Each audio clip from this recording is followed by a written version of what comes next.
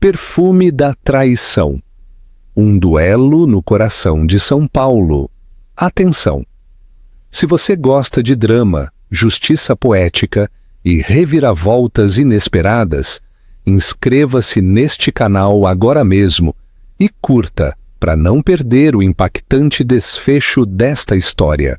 O duelo no coração de São Paulo. À noite no reservado do Santuário, um dos restaurantes mais exclusivos e discretos de São Paulo, cheirava a mais do que história e fortuna. Cheirava a um vinho de safra rara que valia fortunas, a segredos sussurrados entre famílias tradicionais e, sobretudo, a um poder tão denso que quase podia ser cortado com uma faca de prata. Na cabeceira, sentava-se Juliano Torres, um homem esculpido em mármore, o menino de ouro bilionário das finanças. Ao seu lado, sua esposa, Isabela Castro, a mulher cujo sobrenome era Dona do Mármore, e à frente deles, resplandecendo com ambição e champanhe, Laura Monteiro, a protegida de Juliano. Mas naquela noite, aquele ar pesado seria impregnado de algo mais, algo que ninguém antecipou, a faísca de uma guerra. Uma palavra, apenas um murmúrio desdenhoso. Lixo da rua. Bastaria para acender o pavio. E não, esta não era uma guerra pelo coração de um homem, era uma batalha campal pela alma de um império. Estão prontos para testemunhar como a fachada da elite paulistana desmorona? Capítulo 1. A Torre e o Trono de Obsidiana. A sala de reuniões no 88º andar da Torre Global Castro, o arranha-céu mais imponente da Avenida Faria Lima, estava desenhada para incutir respeito, se não terror. Era uma caverna de cristal e cromo, dominada por uma única laje de obsidiana polida de 15 metros de comprimento, que servia como mesa. Dali, a vista era um panorama divino de São Paulo, um lembrete constante para as 12 pessoas sentadas de que elas não estavam no mundo, mas acima dele. Na frente daquela mesa, um trono moderno, sentava-se Isabela Castro, presidente e CEO da Castro Global. Ela não era uma mulher bonita no sentido efêmero e superficial da moda atual. Ela era uma mulher imponente, de uma beleza atemporal, uma presença que se gravava na memória. Seu cabelo escuro, preso em um coque severo, emoldurava um rosto esculpido com uma determinação férrea. Vestia um impecável tailleur sob medida loropiana, da cor de uma tempestade iminente sobre a Serra da Mantiqueira. Sua única joia era um pesado anel de platina com o selo de seu bisavô, o fundador daquele banco que havia evoluído para se tornar aquele colosso global de capital privado. Ela estava ouvindo. Sua quietude era sua arma mais potente. Enquanto os outros membros da junta, velhas fortunas com séculos de história e novos tubarões sem escrúpulos, debatiam os detalhes de uma aquisição de 40 bilhões de dólares no setor de energia sustentável. Isabela simplesmente observava, absorvia os dados. O homem que batucava sua caneta estava nervoso. A mulher que verificava constantemente o telefone estava entediada. E o homem que discutia mais alto, Dr. Barreto, era o elo mais fraco. As projeções são fracas, Isabela, retrucou Barreto com o rosto vermelho. Estamos comprometendo capital que poderia ser melhor utilizado no fundo Torres Capital. Os retornos de Juliano são os retornos de Juliano. A voz de Isabela cortou o ar. Não forte, mas com uma clareza que silenciou a sala instantaneamente. São excelentes, também são, Dr. Barreto, inteiramente dependentes da infraestrutura e do capital que nós fornecemos. Torres Capital não é uma entidade separada, é uma divisão, minha divisão. Não nos esqueçamos disso. O ar crepitou. Juliano Torres era seu marido. Ele também era seu empregado mais brilhante e problemático. Era o CEO da divisão Torres Capital, o braço de Venture Capital e de alto risco e recompensa da Castro Global. Ele era o rosto carismático, o gênio dos negócios, o homem que estampava as capas da Forbes e da Exame. Para o público, ele era o bilionário. A junta, no entanto, conhecia a verdade. Juliano Torres possuía precisamente 10% de sua divisão, uma participação que lhe havia sido concedida ao se casar 15 anos atrás, bloqueada em um fundo fiduciário tão complexo que apenas a lendária equipe jurídica da Castro, localizada 3 andares abaixo, podia decifrá-lo. Os outros 90% e os direitos de voto sobre 100% pertenciam à acionista majoritária da Castro Global, Isabela. Ela continuou. A aquisição de energia sustentável não se trata de projeções fracas. Trata-se dos próximos 50 anos. A Castro Global não sobreviveu a 2 guerras mundiais e 3 recessões, perseguindo o objeto mais brilhante e de crescimento mais rápido. Sobreviveu sendo dona dos fundamentos. Procederemos. Ela olhou para seu assessor jurídico principal. A votação é aprovada, 8-4. Obrigada, cavalheiros e senhorita. Foi um desprezo. A sala se esvaziou com um arrastar de sapatos de R$1.000 sobre o mármore polido.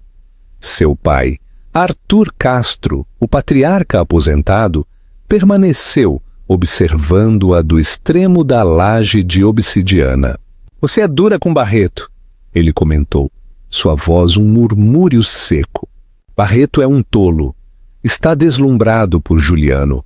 Todos estão. Isabela se levantou e se aproximou da janela. As luzes da cidade mal começavam a piscar no crepúsculo. E você não está? O reflexo de Isabela a encarou, pálida e controlada. Eu sou a esposa dele. Eu sou a chefe dele. Ambas as coisas são, e sempre foram, separadas. Você está celebrando o acordo da Veridian Sistemas esta noite no santuário, disse Arthur. Ele está muito orgulhoso disso. O tom de Isabela foi monótono. O acordo da Veridian Sistemas era uma aquisição de R$2 bilhões que Juliano havia estruturado pessoalmente. Era brilhante. No entanto, a equipe de contabilidade forense privada de Isabela havia detectado que era ligeiramente problemático. Havia irregularidades, empresas fantasmas usadas como intermediárias, um preço de compra final que parecia inflacionado em cerca de R$80 milhões e uma nova consultora na folha de pagamento. Uma consultora chamada Laura Monteiro. Ele a está trazendo, disse Arthur. Isabela se virou. Seu pai sabia, é claro que ele sabia. Ele era Arthur Castro. Sua rede de informações era lendária. Ele pensa que ela o está aconselhando, disse Isabela, a palavra aconselhando com um gosto de cinza. Ela é esperta, graduada pela Wharton. Aparentemente foi fundamental no acordo Veridian. Ela tem 28 anos, Bela, e não é esperta. É uma navalha. Ele está brincando com um objeto muito afiado e está fazendo isso em nossa casa. Ele não vê como nossa casa, pai. Ele vê como a dele. Ele se esqueceu dos fundamentos. Então você deve lembrá-lo. Arthur se levantou, aproximou-se e beijou sua testa. O nome Castro não é um troféu, Isabela. É uma responsabilidade e uma arma. Não deixe que ele, nem a protegida dele o manchem. Aproveite seu jantar. Isabela permaneceu na janela muito depois que ele partiu. Ela pensou em seu casamento. Havia sido uma sociedade, uma fusão do legado de sua família e da ambição crua e ilimitada dele. Ela amava a energia dele, o fogo. Ele amava o poder dela, a estabilidade. Funcionou, até que parou de funcionar. Durante o último ano, a divisão Torres Capital havia se tornado uma caixa preta. Juliano havia se tornado distante, seu telefone sempre virado para baixo, suas noites cheias de reuniões urgentes. E então havia Laura Monteiro. Isabela a havia visto, um vislumbre de cabelo ruivo, uma risada rápida e desdenhosa em um evento da empresa. Era o tipo de mulher que confunde ambição com inteligência e audácia com poder. Isabela verificou seu relógio. 7:30 da noite. A reserva era às 8:30. Ela pressionou o interfone de sua assistente. Peça para Santos trazer o carro. E Alice, ligue para o Pinheiro Neto Advogados. Diga a eles que quero o arquivo do Acordo Torres em minha mesa, a versão não editada. Sim, aquela com a seção 7. Uma calma fria e metódica a dominou. Esta noite não era apenas uma celebração. Era um acerto de contas. Juliano estava construindo sua própria narrativa, uma onde ele era o rei, e ela era a rainha tranquila e de apoio. Esta noite, ele seria lembrado de quem era o dono do castelo. Capítulo 2. O banquete do traidor. O santuário não era um restaurante. Era um santuário, escondido em uma antiga abóbada de banco do século XIX, restaurada no coração dos jardins. Não tinha placa, nem site, e dizia-se que a lista de espera era de 3 anos. A única forma de entrar era através de uma recomendação pessoal de um de seus exclusivos clientes de alto patrimônio. Naturalmente, a família Castro tinha uma reserva permanente.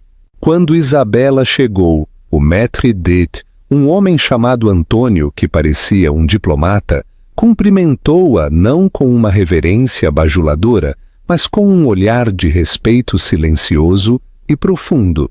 Senhora Castro, um prazer. Seu grupo está na sala do banqueiro. Obrigada, Antônio. Meu marido? O Sr. Torres chegou há algum tempo. Disse Antônio, seus olhos piscando por uma fração de segundo. Um piscar de... aviso? Ele está se divertindo. Isabela assentiu com um pequeno e tenso sorriso nos lábios. Tenho certeza que sim. Santos, seu chefe de segurança, um homem alto e silencioso, que parecia talhado em uma montanha, a acompanhou até as pesadas portas de bronze dourado do reservado. Ele se afastou e Isabela entrou. A sala do banqueiro era íntima, projetada para 10 pessoas. Um lustre de cristal gotejava luz sobre uma mesa posta, com talheres de prata maciça e delicada porcelana pintada à mão. Na mesa estavam os principais players do Acordo Veridian, 2 banqueiros do BTG Pactual, o ex-CEO da Veridian e Juliano. E ao lado de Juliano, no assento que deveria ter sido o de Isabela, estava Laura Monteiro. Ela usava um vestido vermelho, um tom tão brilhante e agressivo que era praticamente uma declaração de guerra. Era decotado e ela se inclinava para o espaço de Juliano, sua mão repousando familiarmente em seu antebraço, enquanto ria de algo que ele havia dito. A sala ficou em silêncio quando Isabela entrou. Juliano se levantou de um salto, seu rosto uma máscara de charme praticado, mas seus olhos arregalados com um vislumbre de pânico puro e inalterado. Isabela, querida, você está aqui. Ele se apressou para beijá-la na bochecha. Parecia uma pedra fria. Juliano! Sua voz era uniforme. Ela dirigiu seu olhar para a mesa. Cavalheiros, um prazer revê-los. Roberto, parabéns pela venda. Confio que os termos foram satisfatórios. Roberto, o ex-CEO, um homem de cerca de 60 anos, levantou-se rapidamente. Senhora Castro, inteiramente. Seu marido é uma força da natureza. O sorriso de Isabela não chegou aos olhos. Ele é, de fato. Seu olhar finalmente pousou em Laura Monteiro. A mulher mais jovem não havia se levantado. Permaneceu sentada, bebendo seu champanhe, sua expressão uma mistura cuidadosa de arrogância e diversão. Ela estava avaliando Isabela, e um moque rápido e desdenhoso apareceu em seus lábios.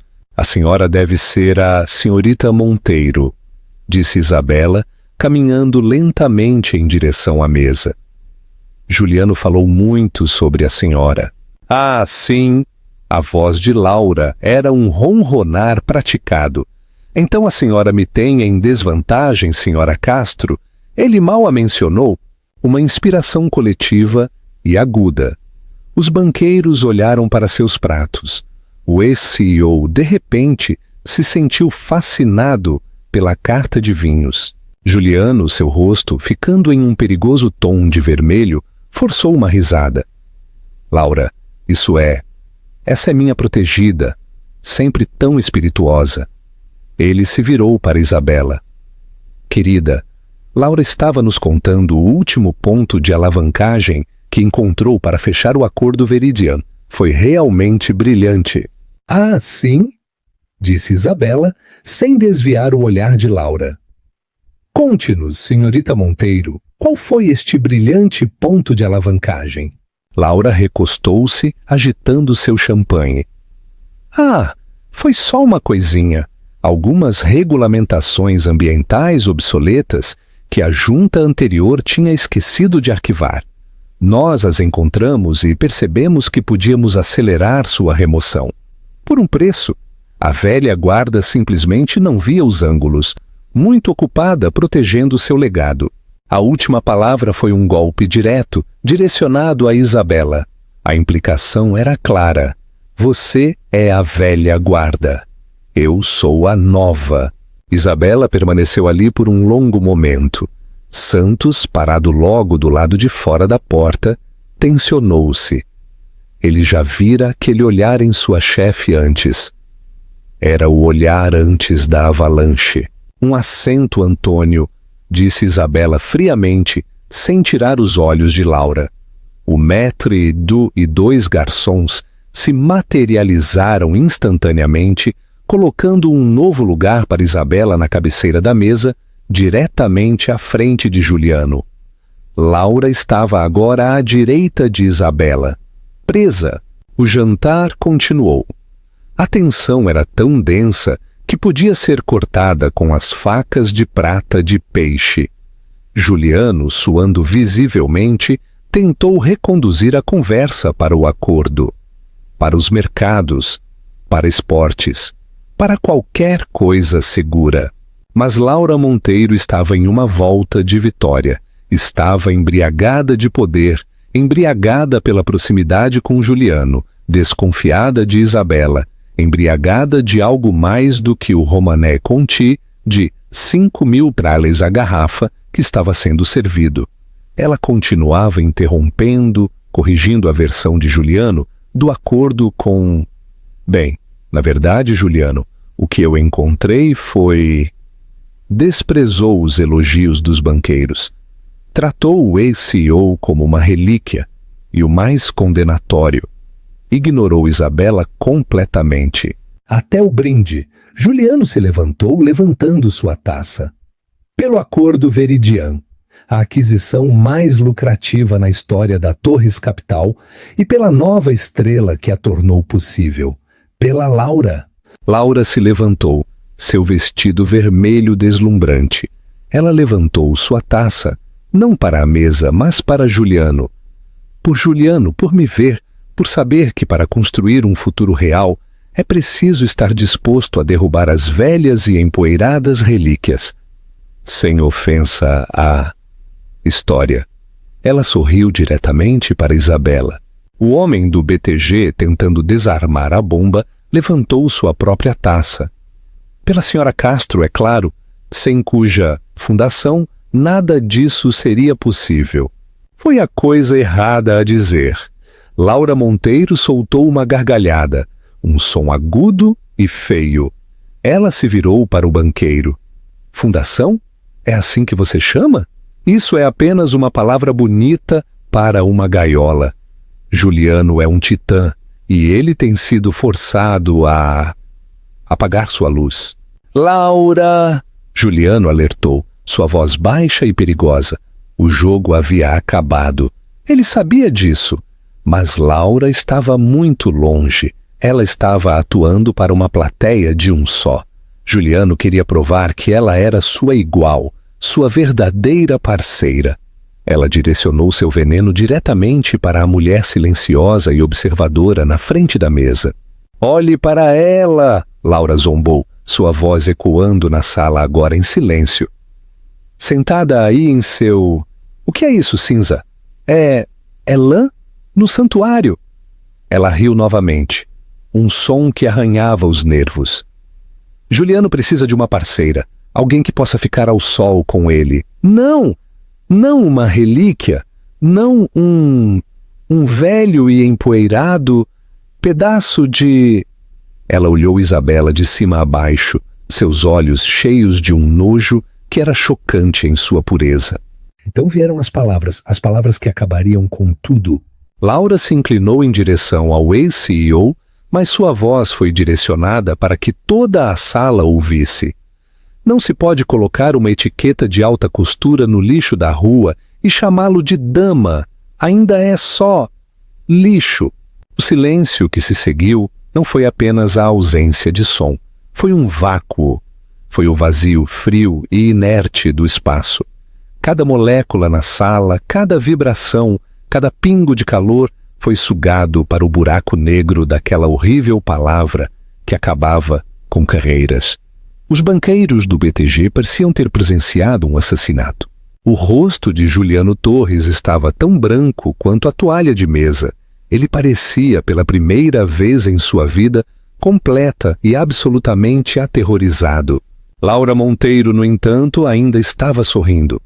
Ela parecia triunfante. Ela finalmente havia dito em voz alta o que pensava em silêncio. Ela havia matado o dragão. Isabela Castro não se moveu, não corou, não chorou, não olhou para Laura. Simplesmente, com muita delicadeza, colocou seu guardanapo de linho sobre a mesa. Ela virou a cabeça. Seu olhar encontrou. Não seu marido, mas seu chefe de segurança, Santos, que já estava se movendo. Então ela voltou seus olhos para Juliano. Sua voz não foi um grito, foi um sussurro. E foi o som mais assustador que ele já tinha ouvido. "Juliano", uma palavra, "fora". Não foi um pedido, foi uma ordem. Capítulo 3. O inverno do patriarca. Caído, Juliano Torres saiu cambaleando da sala do banqueiro, como um homem a caminho de sua própria execução.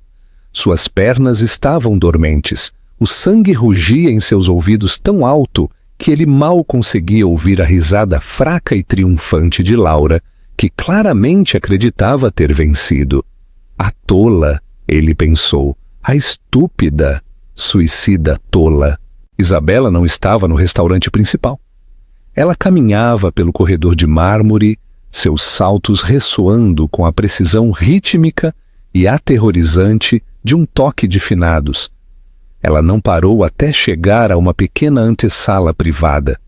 Uma sala usada para fumar charutos um século atrás, agora preservada como uma peça de museu. Santos estava guardando a porta. Seu rosto, uma máscara impassível. Ele a fechou atrás de Juliano, deixando-os a sós. A sala estava escura, revestida em mogno rico. Isabela não acendeu a luz principal. Ela ficou ao lado da janela. Havia um pequeno pátio interno escuro.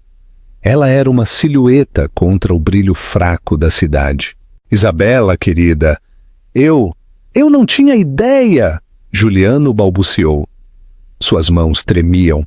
Ele as passou por seu cabelo perfeito e caro. Ela é louca, bêbada. Eu a demitirei esta noite. Acabou? Eu vou ligar para a segurança e pedir para tirarem ela." Isabela se virou. E na penumbra, Juliano pôde ver seu rosto. Não estava zangado, não estava triste. Estava vazio. Era o rosto que ela usava quando liquidava um ativo falido. "Você não fará nada", disse sua voz monótona, vazia. Sua autoridade para contratar ou demitir qualquer pessoa dentro da Castro Global ou qualquer uma de suas subsidiárias foi revogada há 25 minutos. O sangue de Juliano gelou. Ele tentou rir. Saiu como uma tosse sufocada. O quê? Bela, isso não é... Você não pode estar falando sério. Por um comentário, um insulto de uma funcionária bêbada. Isso não é proporcional. O insulto, disse Isabela, dando um passo em direção a ele, foi meramente a confirmação. Eu não estou chateada, Juliano. Estou decepcionada. Eu pensei que você fosse mais inteligente. Pensei que, apesar de suas indiscrições, você pelo menos não era um tolo. Indiscrições, o quê? Não, ela retrucou. E pela primeira vez, um vislumbre de aço apareceu em sua voz. Não insulte minha inteligência negando. Laura Monteiro, sua amante, há 8 meses, desde o retiro em Trancoso, Bahia. A boca de Juliano secou. Como? Como você, o negociador brilhante à força da natureza? Você pagou o apartamento dela no Leblon usando uma empresa fantasma, a Viridian Assets, LLC, que foi financiada com um sobrepagamento de 80 milhões de reais no acordo real da Viridian. Você desviou 80 milhões de reais do dinheiro da minha família, Juliano, dinheiro de nossos acionistas, não para construir uma nova vida, não para escapar, mas para montar um ninho de amor para uma garota de 28 anos que tolamente pensou ser sua igual. Ela sabia de tudo. O acordo Viridian, o sobrepagamento. Não foi um erro, foi o erro. Você estava me auditando? Ele sussurrou horrorizado. Eu sou a CEO de uma corporação multimilionária, Juliano. Você é o chefe da minha divisão mais volátil e tem agido erraticamente por meses. Eu não o auditei. Eu fiz meu trabalho. Realizei uma simples auditoria. Ela segurou o telefone. Minha equipe forense detectou a empresa fantasma há 3 meses. Eu sabia sobre a senhorita Monteiro, o apartamento dela, as transferências bancárias, os honorários de consultoria que você pagou a ela. Eu sabia de tudo. Então por quê? Por que esta noite? Juliano implorou, sua mente acelerada. Eu poderia consertar isso. Eu poderia negociar. Por que não? Por que não me confrontar em particular? Por quê? Disse Isabela, sua voz voltando àquela calma, assustadora e monótona. Eu estava disposta a deixar isso se desenrolar, a deixar você se esgotar. Eu ia ligar para você no escritório na segunda-feira. Íamos reestruturar a divisão Torres Capital, absorver suas perdas, e eu ia enviá-lo para nosso escritório de Londres para gerenciar nossos ativos europeus. Um exílio educado e tranquilo. Era digno. Ela olhou para ele com uma piedade profunda que lhe dilacerou a alma. Mas então você a trouxe aqui para esta sala, deixou-a sentar na minha cadeira e a deixou me chamar de lixo da rua na frente dos sócios de negócios do meu pai. Ela tirou de sua bolsa um pequeno livro encadernado em preto. Era pequeno, de couro, inofensivo. Juliano o reconheceu. Era uma cópia de seu acordo conjugal e de emprego original. Aquele que ele havia assinado 15 anos atrás, rindo, pensando que era o homem mais sortudo do mundo. Você vê, Juliano, disse Isabela, abrindo-o em uma página marcada. Você e eu temos 2 contratos. Temos um casamento, que é um assunto pessoal, e temos um acordo, que é de negócios. E você, em sua genialidade, insistiu que eles estivessem vinculados. Ela começou a ler. Sua voz era clara e precisa, como a de um advogado lendo um veredito. Seção 7. Cláusula 4T. A cláusula de moralidade e imagem pública. O empregado, Juliano Torres, concorda em conduzir-se, tanto em sua vida profissional quanto pessoal, de uma maneira que seja condizente com o sobrenome Castro e a reputação da Castro Global. Qualquer ato de depreciação pública, torpeza moral ou qualquer ação que cause vergonha pública ou manche a marca, Castro será considerado um inadimplemento grave deste contrato. Juliano a encarou. Manchar a marca, isso é subjetivo, não é? Ela continuou. Após a confirmação de tal inadimplemento grave, todas as ações não adquiridas, opções e bônus baseados em desempenho serão perdidos imediatamente. Todo o acesso a fundos, propriedades e transporte da empresa será revogado imediatamente. E ela parou, respirando fundo. Todas e quaisquer estipulações dentro do acordo pré-nupcial em relação à pensão conjugal serão declaradas nulas e sem efeito. O mundo de Juliano não apenas desmoronou, ele nunca havia existido. O status de bilionário, as capas da Forbes, o fundo Torres Capital, tudo era dela, tudo construído sobre a base de sua confiança, seu nome e seu capital. E ele acabara de, em uma noite espetacularmente estúpida e arrogante, atear fogo em tudo. Bela, não, ele sussurrou o seu corpo frio. Por favor, pense na imprensa, o escândalo, isso vai prejudicar a marca, o escândalo. Isabela olhou para ele de verdade, e ele viu pela primeira vez, não sua esposa, mas a CEO. O escândalo, Juliano, é que eu permiti que um homem culpado de fraude eletrônica dirigisse um fundo de 40 bilhões de dólares por 8 meses. O acordo da Veridian Sistemas, aquele sobrepagamento de 80 milhões de reais, não é uma indiscrição, é um crime federal. Você e a Cinturita Monteiro têm fraudado ativamente nossos acionistas. As pernas de Juliano falharam. Ele desabou contra a parede. Não foi.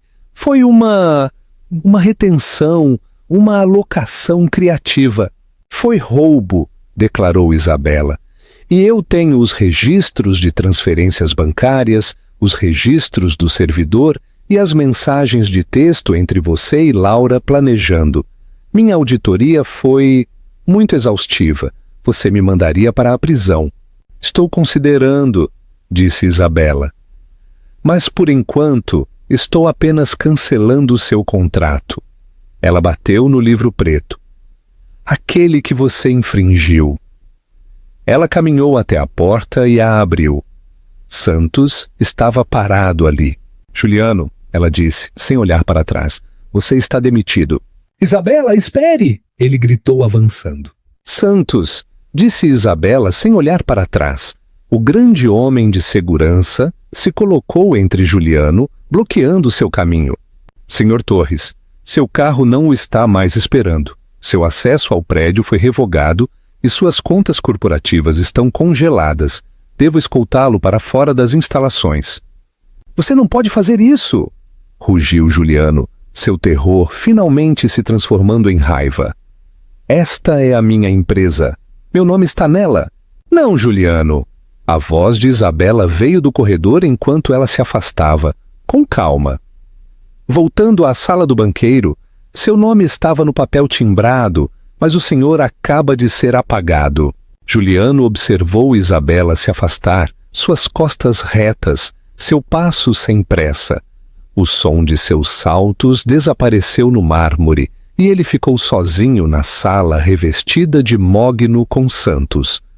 O homem de segurança era um muro de músculo impassível.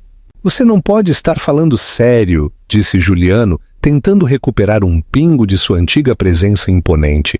Santos, eu contratei você ou aprovei seu orçamento. A senhora Castro assina meus cheques, senhor, disse Santos, sua voz um murmúrio baixo. Por favor, venha comigo. Não! Gritou Juliano, empurrando-o.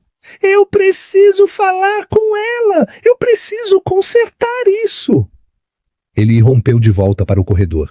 Pôde ver a entrada da sala do banqueiro. Pôde ouvir vozes. Ele se dirigiu a ela. Pronto para... Para quê? Implorar? Gritar? Ele não sabia. Tudo o que ele sabia era que sua vida inteira estava evaporando. Quando ele chegou à porta, Antônio, o maître d', se colocou em seu caminho. Antônio era um homem pequeno e delicado, mas manteve-se firme, com a autoridade de um general. Senhor Torres, temo que não possa permitir que o senhor volte a entrar na sala privada.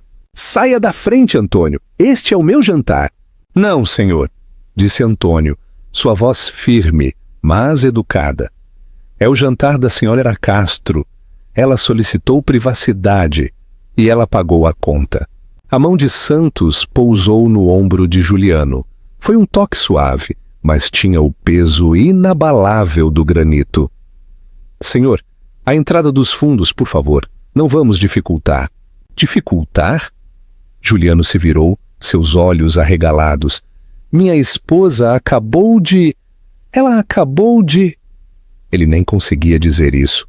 Ele foi meio arrastado, meio escoltado, por um labirinto de cozinhas de aço inoxidável, passando por chefes e ajudantes de garçom que ignoravam deliberadamente o espetáculo de um homem em um terno Brioni de 20.000, sendo levado à força pela saída de serviço. Santos o empurrou através de um conjunto de portas duplas, e Juliano tropeçou em um beco sujo, o ar denso com o cheiro de graxa de cozinha e lixo. Era um contraste brutal e chocante, com o ar perfumado do santuário. Meu carro! Ofegou Juliano ajeitando o terno.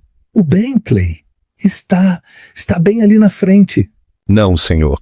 O Bentley é propriedade da empresa. Foi retirado pelo gerente de frota há 30 minutos, disse Santos, olhando para o relógio. Seu chofé, Miguel, também é propriedade da empresa. Está levando a senhora Castro para casa. Uma chuva fria e forte começou a cair. Juliano olhou para Santos com descrença. Você vai me deixar aqui em um beco? Minhas instruções são vê-lo fora das instalações, senhor.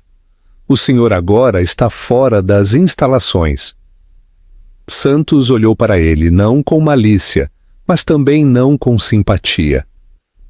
Eu recomendaria que o senhor ligasse para um amigo. Santos voltou para dentro e a porta de metal se fechou com um clique, o som ecoando no beco estreito.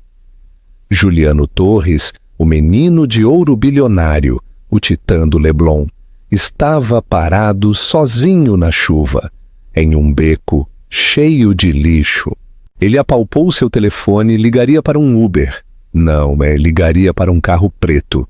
Ele iria para o apartamento, aquele que ele compartilhava com Isabela, o apartamento dele, a enorme penthouse no Parque Ibirapuera. Ele ainda tinha suas chaves.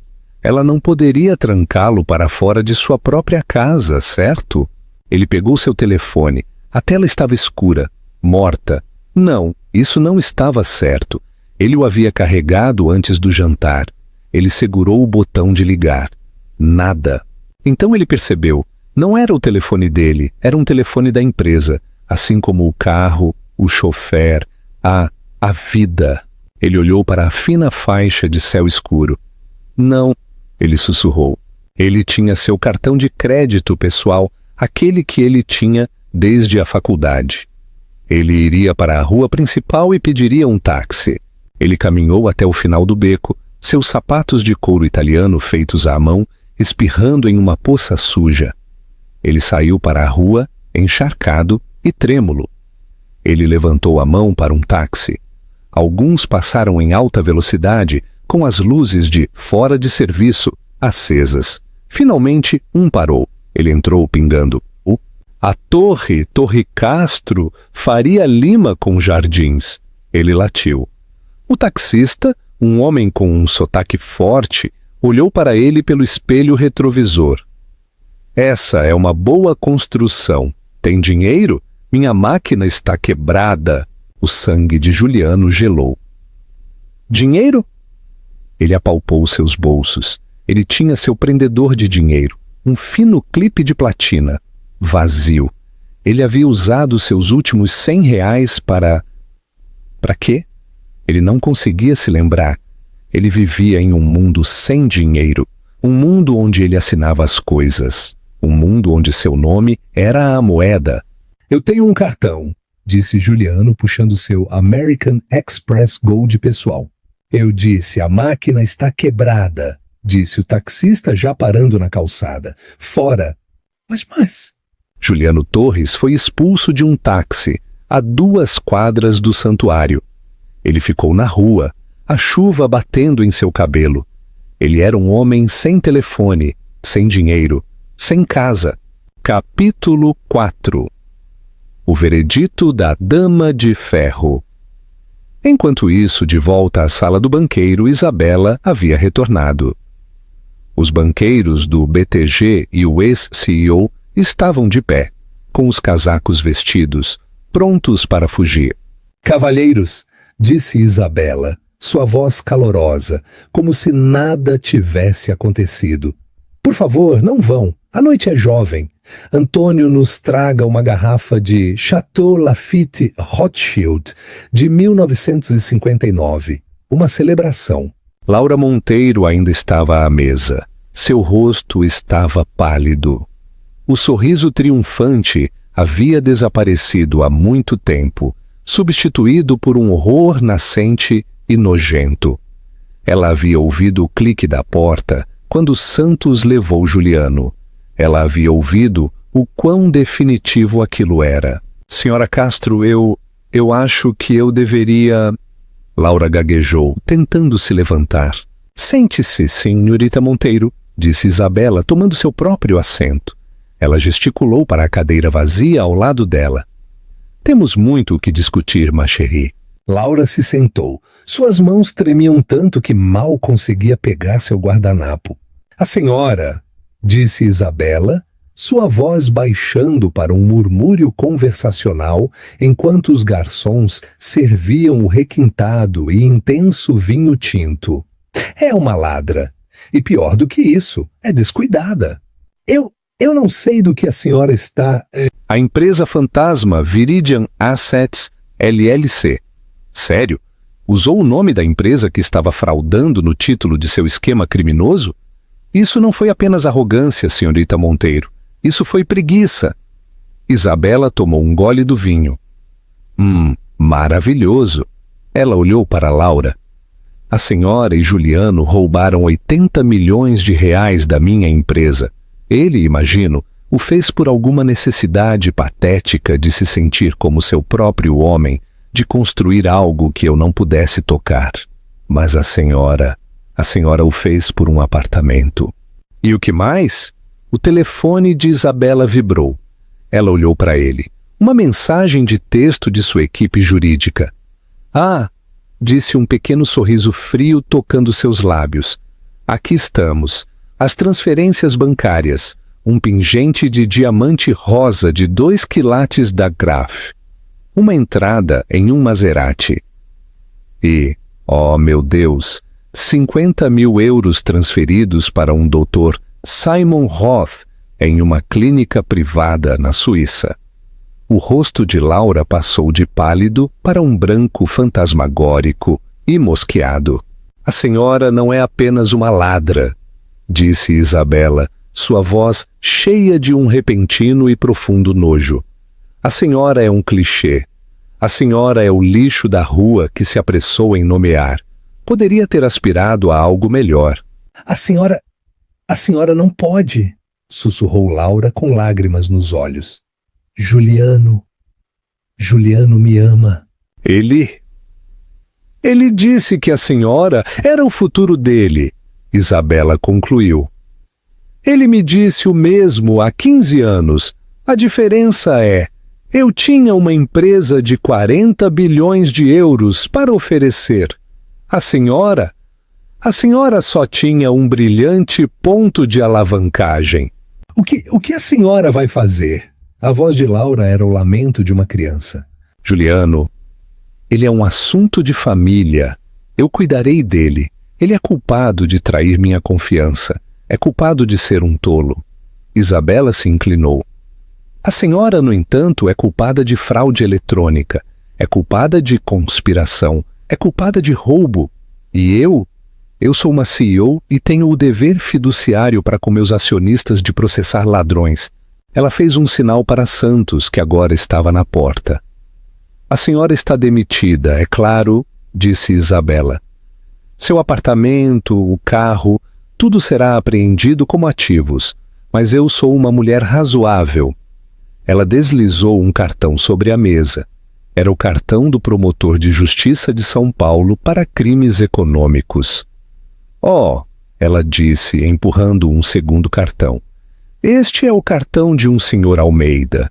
Ele é um recrutador. Ele tem um emprego para alguém com suas habilidades únicas em nosso escritório em Dubai. É uma transferência só de ida, sem extradição. Laura olhou para os 2 cartões, prisão ou exílio. A senhora tem até às 9 da manhã de amanhã para decidir, disse Isabela, levantando-se. Agora, saia da minha vista e, por favor, use a saída de serviço. Acho que meu ex-marido a deixou aberta para a senhora. Laura Monteiro agarrou o segundo cartão e fugiu, sem nem se importar em pegar sua bolsa. Isabela ficou sozinha na sala do banqueiro. Cercada pelos restos da festa, ela pegou sua taça de Lafite, 59, caminhou até a janela e olhou para a cidade. Sua cidade. A chuva estava lavando as ruas. Capítulo 5. A manhã da execução corporativa.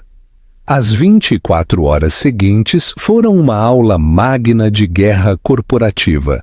Isabela Castro não apenas demitiu Juliano, ela o apagou. O primeiro movimento oficial ocorreu às 7 da manhã. Uma reunião de emergência do Conselho de Administração foi convocada na Torre Global Castro.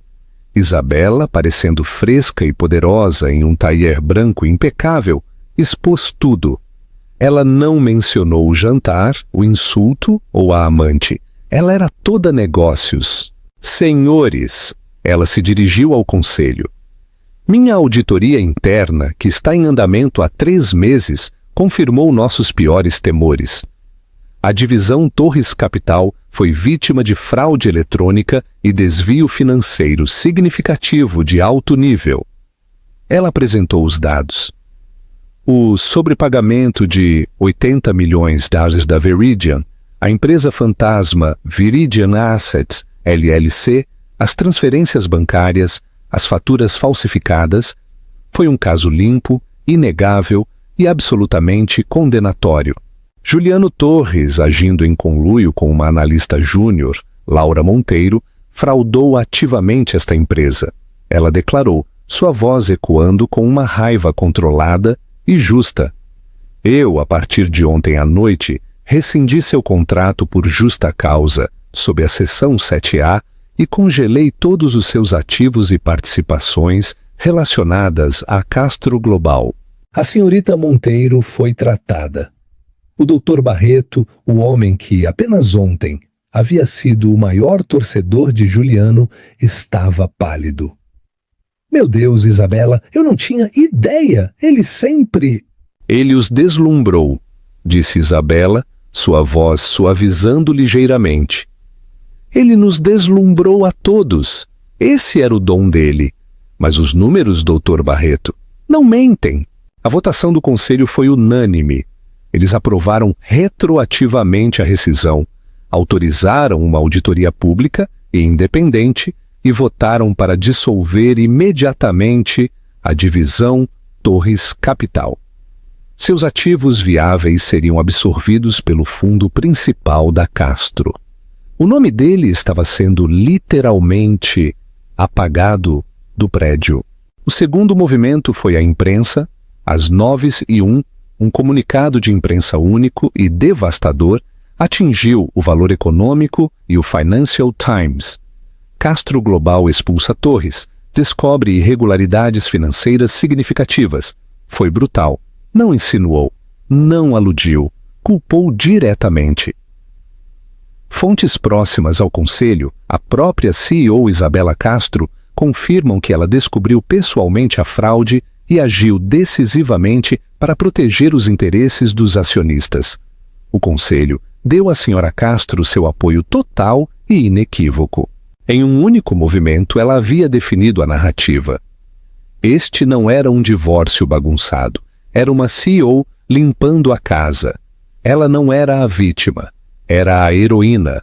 Juliano, enquanto isso, acordou às 9h05 com seu rosto em todas as redes de notícias financeiras. Juliano Torres, o titã de papel. Status de bilionário. Fraude. Demitido por justa causa. Seu advogado confirmou a perda absoluta de tudo. O acordo pré-nupcial foi anulado. Ele tentou entrar na Torre Castro, caminhando pelo hall que ele ajudou a projetar. Passou o seu cartão. Acesso negado. Um guarda que ele não reconheceu o deteve e leu um bilhete. O Sr. Torres não é mais um empregado.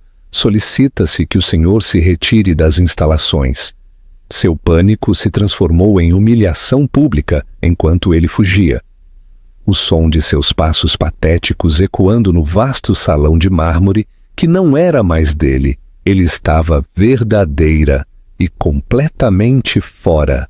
Capítulo 6. Ícaro e o preço do lixo. As consequências foram rápidas e impiedosas. O Wall Street Journal o apelidou de Ícaro. O Ícaro do nosso tempo, Juliano Torres, deixou de existir. Ele tentou ligar para seus amigos. Eles se recusaram a atender. Ele estava sem dinheiro, sem telefone e sem casa. Ele usou seus últimos reais para uma passagem de ônibus de volta ao lugar do qual ele passou a vida inteira tentando escapar. A humilde cidade de Ouro Preto, Minas Gerais. Laura Monteiro pegou o segundo cartão. Ela deixou São Paulo em um voo matinal, aceitando o exílio e a nova identidade paga por Isabela. Ela se tornou um fantasma. Sua carreira, seu nome, seu futuro, tudo apagado. O insulto de lixo da rua tornou-se o epitáfio de sua carreira. Isabela, enquanto isso, experimentou um renascimento. A narrativa da esposa tranquila e de apoio se quebrou. Em seu lugar estava a Castro de Ferro. Ela vendeu os ativos de Juliano, incluindo a penthouse de mau gosto, e mudou-se para a magnífica e digna Casa de Pedra Calcária, no bairro dos Jardins. Capítulo 7. A Fresta de Misericórdia. 3 meses após o jantar. Isabela estava em seu novo escritório quando sua assistente anunciou: Senhora Castro, há um senhor Roberto Torres aqui para vê-la. Um Roberto Torres, de Ouro Preto. Ele diz que é o pai de Juliano. Entrou um homem de cerca de 60 anos, com um rosto gentil e cansado, e os olhos preocupados de um diretor de escola aposentado. Ele era a antítese de Juliano. Senhora Castro, obrigado por me receber. Eu não estou aqui por dinheiro. Eu estou aqui para me desculpar pelo que meu filho fez à senhora, ao nome de sua família. Eu o criei melhor. Aquele ladrão não é o garoto que eu criei. O homem, um homem decente, chorou. Isabela sentiu uma pontada, não de pena por Juliano, mas de profundo respeito por este pai. Senhor Torres, ela disse, sua voz suave, o senhor não tem nada pelo que se desculpar. Seu filho tomou suas decisões. Ele quer se desculpar, sussurrou Roberto. Não, disse Isabela, não pelo meu bem, mas pelo dele. Ele não pode ser perdoado por mim. Ele tem que aprender a viver com o que fez. Ele precisa encontrar seu próprio perdão. O meu é irrelevante. Ela entregou um cartão a Roberto. Este é o meu médico pessoal. Um Dr. Marcelo Ribeiro é o melhor. Seu filho não é um criminoso, Sr. Torres. Ele é, como o senhor disse, um rapaz doente, perdido. Ele precisa de ajuda. Isabela se levantou. E, Sr. Torres, a auditoria foi concluída. Os Os 80 milhões foram recuperados de fontes anônimas. Ela havia, em silêncio, reposto o dinheiro de sua própria conta pessoal para evitar a sentença de prisão de Juliano. As acusações de fraude foram reavaliadas. Parece que foi um grave erro de gestão de fundos, mas não criminal. O caso está encerrado. As pernas de Roberto Torres vacilaram. A senhora! Por quê? Por quê? Por quê? Disse Isabela, voltando para a janela. O senhor é um bom homem. E o senhor já sofreu o suficiente. Meu contrato era com ele, não com o senhor. Roberto sussurrou. Deus abençoe. Isabela o dispensou.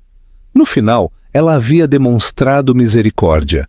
Não por Juliano, mas por um bom pai. E por si mesma. Ela estava livre. O final significativo. 6 meses depois, Juliano Torres era uma nota de rodapé, esquecida, trabalhando como assistente de bibliotecário em Ouro Preto. Isabela Castro, no entanto, havia se tornado uma lenda. Ela dissolveu a tóxica divisão Torres Capital e lançou o Fundo Legado Castro. Este novo fundo de 50 bilhões, focado em investimentos fundamentais e sustentáveis, foi um sucesso massivo. Isabela redefiniu o verdadeiro poder, não como um sacrifício frio, mas como a coragem de proteger sua fundação e humanidade. O que Juliano e Laura viram como uma relíquia empoeirada era, na verdade, uma fortaleza, e eles eram os que eram dispensáveis. Interação com a audiência e chamada à ação. Esta é a classe de drama que acontece todos os dias nas salas de reuniões ocultas dos poderosos. Curta se você acha que Juliano e Laura mereceram seu destino. E se Isabela tomou a decisão certa no final. Compartilhe este vídeo com alguém que ama uma história onde o verdadeiro chefe finalmente se levanta e assume o controle. E o mais importante, inscreva-se neste canal. Descobrimos os dramas da vida real mais incríveis toda semana. Comente abaixo. Quem foi o verdadeiro vilão, Juliano ou Laura? A misericórdia de Isabela para com o pai foi uma fraqueza ou um sinal de sua verdadeira força? Vamos conversar.